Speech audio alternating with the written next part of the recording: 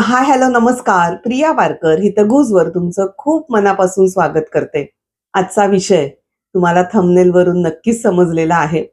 50 plus महिलांनी काय करायचे आणि काय नाही. 50 प्लस म्हणजे आयुष्य संपत नाही, तर ती एक नव्या सुरुवातीची सुवर्ण संधी आहे, असं एक माझं म्हणणं आहे. आणि आजच्या आपल्या व्हिडिओमध्ये आपण बघणार आहोत, की 50 नंतरचं आयुष्य कसं जगायचं, कुठल्या काळजी घ्यायच्या आणि ते जास्त सुखकारक कसं करायचं. महत्वाचा पहिला मुद्दा, की स्वतःच्या आरोग्याकडे लक्ष द्या. त्याच्यासाठी रोजच्या रोज व्यायाम करणं आहे, प्राणायाम आहे, वॉक करणं आहे आणि काही दुखत खुपत असेल तर लगेच योग्य ती ट्रीटमेंट घ्यावी. आपण बऱ्याच महिलांना स्वतःकडे आपण जास्त दुर्लक्ष करत असतो. घरच्यांचं आरोग्य सांभाळायचा आपला अगदी काटेकोर प्रयत्न असतो, अगदी त्यांचं खाण्यापिण्यापासून सगळंच. पण आपण आपल्याकडे दुर्लक्ष करतो. ते महत्वाचं आहे, की आपण आपल्याकडे दुर्लक्ष करायचं नाही. थोडं पण आपल्याला असं वाटतं, की आज मला काही बरं नाही वाटत आहे, तर नक्कीच योग्य सल्ला घेतला पाहिजे. तसंच वॉकला जाणं रोज. एकतर आपला वॉक होतो, मोकळ्या हवेत जाणं होतं, 4 लोकं भेटतात, छान विचारांची देवाण-घेवाण होते. त्यामुळे मन प्रसन्न राहतं आणि तेच आहे परत, की मन प्रसन्न राहिलं, की आरोग्य आपोआप छान राहतं. आणि मी एक माझ्यावरून सांगते तुम्हाला, की प्राणायाम, योगासनं किंवा अशा काही ज्या मोजक्या एक्सरसाइज आहेत ना, की आपण फिजिकल फिट राहू शकतो किंवा हातपाय न दुखणे, मान वगैरे न दुखणे याच्यासाठीच्या जे योगासनं आहेत किंवा एक्सरसाइज आहेत, त्या नक्की करा. मी नाही एक्सरसाइज केली, तर माझी कंबर आणि गुडघे दुखतात. त्यामुळे मी घाबरून का होईना, की नाही हे दुखायला नकोय माझं, म्हणून मात्र मी एक्सरसाइज रेग्युलर करत असते. आणि वॉकला जाणं पण मला खूप आवडतं. कारण तेच की फ्रेश होऊन घरी येतो आपण. 50शी नंतर बऱ्याच जणांचं असं असतं, की काय आता झालं आमचं संपलं, आता काय राहिलंय. पण नाही, आपली ही खूप एक छान दुसरी इनिंग चालू होते. त्याच्यात आपले काही छंद जोपासायचे राहिले असतील, तर ते नक्की जोपासा. वाचन आहे, गायन आहे, क्राफ्ट आहे किंवा जी पण आपली आवड आहे ॲज अ कला, तर ती नक्की जोपासा. स्वयंपाकाची आवड पण बऱ्याच जणांना असते. असं नाही की काय अरे आपल्याला सतत स्वयंपाकच करायचा आहे. बाईचा जन्म आहे म्हणजे स्वयंपाकच करायचा आहे असं नाही. स्वयंपाक करण्याची पण काही काहींना आवड असते. जशी मला पण आहे. त्यामुळे मी असं हेल्दी व्हर्जनकडे असं काही ना काही नेहमी करण्याचा प्रयत्न करत असते. तशाच अशा काही वेगवेगळ्या प्रकारच्या आवडी तुम्हाला असतील, तर त्या नक्की आता परत तुम्ही सुरू करा आणि त्याच्यातनं किती आनंद मिळतो ते बघा. काहीतरी नवीन शिका. आता सध्याच्या जगात शिकण्यासारखं खूप आहे. कोणतंही शिक्षण घ्यायला वयाची अट नसते आणि ते शिक्षण वाया जात नाही.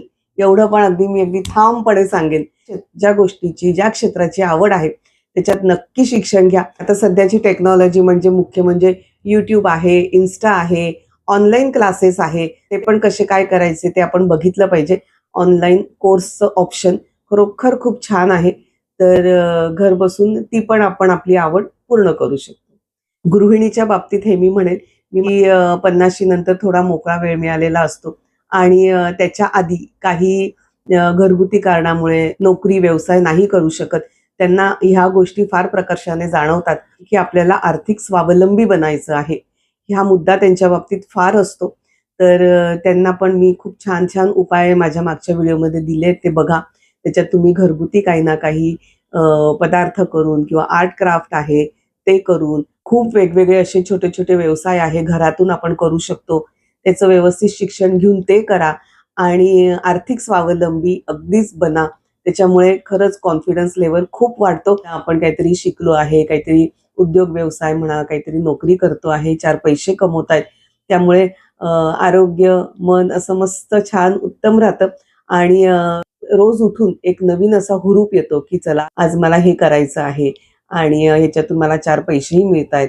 त्यामुळे तो कॉन्फिडन्स लेव्हल नक्कीच वाढतो. आर्थिक स्वावलंबी बना, अशी माझी एक सर्वांनाच कळकळीची विनंती आहे.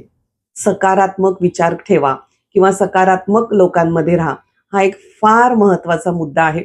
छान असे मित्र करा आणि आता आपल्याला वयाच्या अनुभवानुसार आपल्याला माहिती आहे, की कोणती व्यक्ती चांगली आहे. तिच्याशी आपण फ्रेंडशिप केल्याने आपल्याला नक्कीच छान काही ना काही शिकायला मिळेल म्हणा, काहीतरी ऐकायला मिळेल.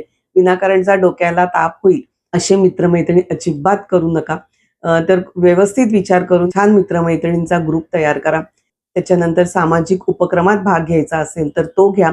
मी तर म्हणते ना, साधं साधं बिल्डिंगमध्ये पण सतत आपल्याकडे काही ना काही फंक्शन्स होत असतात. त्याच्यात छान सक्रिय भाग घ्या. आपल्या एरिया वाईज देवाधर्माचे पण काही ना काही प्रोग्राम्स होत असतात किंवा आजकाल आपण बघतो लहान मुलं किंवा महिलांसाठी पण काही ना काही उपक्रम सतत राबवत असतात. तर अशा उपक्रमांमध्ये भाग घ्या.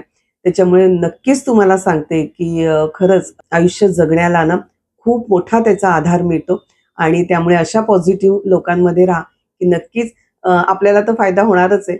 पण त्यांच्यात राहून आपल्याला फायदा झाला, की आपण इतरांचाही नक्की फायदा करून द्यायचा आहे. आणखीन एक मुद्दा इथे मला नमूद करायला आवडेल, की विनाकारण ना सतत तक्रार नाही करायची. म्हणजे स्वतःबद्दल पण नाही, इतरांबद्दलही नाही. आपल्यातही काही ना काही उणिवा काढत राहायच्या, इतरांमध्येही काही उणिवा काढत राहायच्या. हा प्रकार अगदी सोडून द्यायचा आणि सकारात्मक राहायचं. उलट काहीतरी आपल्यामध्ये जी चांगली गोष्ट आहे किंवा समोरच्यात पण काहीतरी चांगली गोष्ट आहे, ती सतत आपण शोधली पाहिजे आणि असं छान आपलं हे जे 50 प्लसचं आयुष्य आहे, अनुभवी, छान परिपक्व ते असं मस्तपैकी जगलं पाहिजे. 50 नंतरचा आपल्याला हा एक खूप छान चान्स मिळालेला असतो दुसरी इनिंग आपली सुरू करण्यासाठी आणि ती खूप छान आनंदात समाधानकारक केली पाहिजे. काय करू नका, तर स्वतःकडे दुर्लक्ष करू नका. आपला आनंद आणि आपलं आरोग्य फार महत्वाचं आहे. सतत तक्रारी करत बसू नका. स्वतःबद्दल आणि इतरांबद्दल पण. अजिबात काही तक्रार करत राहायचं नाही. प्रत्येक वेळेस स्वतःमध्ये आणि इतरांमधला चांगला गुण शोधत राहायला पाहिजे. भूतकाळात अजिबात अडकून पडू नका, की मी अशी वागली होती किंवा कोणीतरी माझ्याशी असं वागलं होतं म्हणून मी दुःखी झाली किंवा मी हा उद्योग आधी केलेला आहे, पण त्याच्यात मला यशच नाही मिळालं. कदाचित त्यावेळेस तुम्ही काही चुकीचे निर्णय घेतले होते, त्यामुळे तुम्ही अपयशी झाला असाल. पण आता खूप सगळ्या गोष्टी प्रगत झालेल्या आहेत. प्लस आपल्याकडे वयोमानानुसार आपल्याला आलेलं ज्ञान याचाही चांगला फायदा आपण करून घ्यायचा आहे. त्यामुळे भूतकाळातल्या गोष्टींपेक्षा आज आणि उद्यावर लक्ष केंद्रित करणं जास्त महत्वाचं आहे. आणि शेवटचा मुद्दा म्हणजे अजिबात स्वतःला कमी लेखू नका. आपल्यात खूप पॉवर आहे.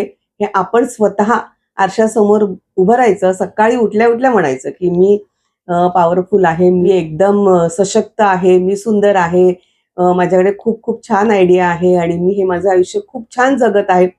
असा पॉझिटिव्ह ॲटिट्यूड ठेवलाच पाहिजे आणि मुख्य म्हणजे सकाळी-सकाळी ना आरशासमोर उभं राहून, कारण आरसा आपला फार लाडका आणि आवडता असतो. त्यामुळे सकाळी-सकाळी उठलं, की त्याच्यासमोर उभं राहून सगळ्या छान-छान गोष्टी बोलायच्या आणि ते लक्षात ठेवायचं, की मी सकाळी असं-असं बोलली आरशासमोर उभं राहून आणि जाता येता आपल्याला घरात सतत सवय असते आरसा दिसला की बघतो. त्या आरशाकडे बघितलं की पटकन आपण आपल्याला करायचं, हां, मी असं-असं सकाळी बोललेली आहे आणि मला असं-असं वागायचं आहे किंवा ह्या गोष्टी मला अगदीच करायच्या आहेत. मी याच्यासाठी काटेकोर प्रयत्न करणार आहेत आणि एखादी गोष्ट की मला ही नाही करायची आहे, मला ही आवडत नाही, ती गोष्ट नका करू किंवा अ, नाही म्हणायला पण शिका. म्हणजे 50 प्लसच्या महिलांनी काय करायचं, काय नाही करायचं हे स्वतःला समोर ठेवून हे सगळं ठरवायचं आहे आणि करायचं आहे. कारण आता आपण आपल्या मनाला आणि आरोग्याला जपणं खूप गरजेचं आहे. चला मंडळी, तुम्ही हा पूर्ण व्हिडिओ बघितला त्यासाठी तुमचे खूप खूप आभार. असंच माझ्यावर खूप प्रेम असू द्या.